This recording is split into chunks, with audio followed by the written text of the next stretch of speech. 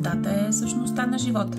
Знаете ли, че тялото на новороденото бебе се състои от около 75% вода?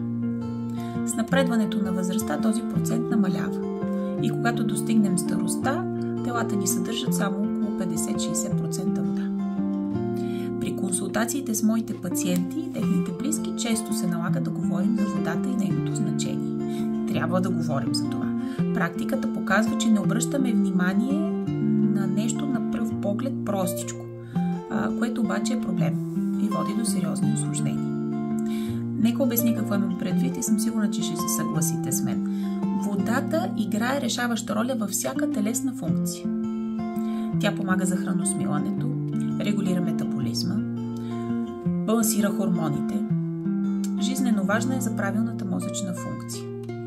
Във всяка клетка, тъкан, орган в нашето тяло, всички те се нуждаят от вода, за да функционират правилно.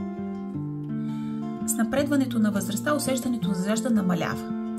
Това означава, че възрастните хора може да не изпитват жажда, дори когато тялото им се нуждае от вода. Научно доказано е.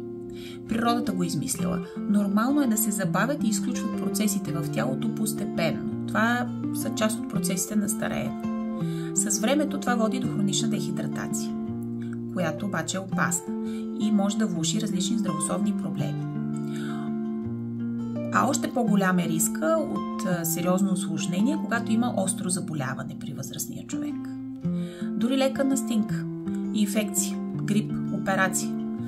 Често близките търсят помощ, защото възрастният човек остро се влошава, както физически, така и когнитивно. Равновесието на жизнените процеси остро се нарушава. Организмът трябва да компенсира дисбаланса, но регулацията е забавена. Капацитетът за справяне с повишените нужди е нарушен. Пациентът не изпитва нужда да пие течности, не изпитва нужда да промени начина на хранене, а напротив, изпитва умора, слабост и се получава един затворен кръг. Организмът има повишена нужда от вода, но не я получава, което още повече влошава състоянието.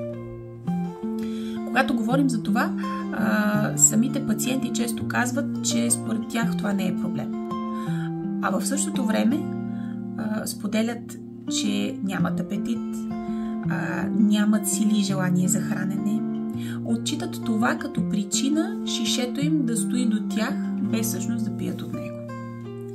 Казват, че нямат нужда. Когато обърнем внимание обаче, оказва се, че се хранят повече със суха храна, че уринират рядко, че имат запек, че често прескачат хранене заради дрямка. Важно е да напомняме и насърчаваме нашите възрастни близки да пият вода редовно. Предлагането на вода през целия ден, на малки порции, редуване с сок, компот, смути дори, включването на храни като плодове, зеленчуци, храни богати на вода, като супи в ежедневната им диета има значителен ефект. Достатъчният прием на вода има дълбоко въздействие върху мозъчната функция и може да се счита за част от лечението на състояние като деменция. И това го казвам съвсем отговорно. Поддържането на хидратация подобрява когнитивната функция, подобрява настроението, общото благополучие. Трябва да направим хидратацията приоритет за нашите възрастни близки, като осигурим достатъчно вода всеки ден. Така им помагаме да водят по-здравословен и щастлив начин на живот. Водата е жизнено важна част от грижата за пациента. Много често, като специалисти, грижещи се за възрастни пациенти, виждаме усложнение от хроничната дехидратация.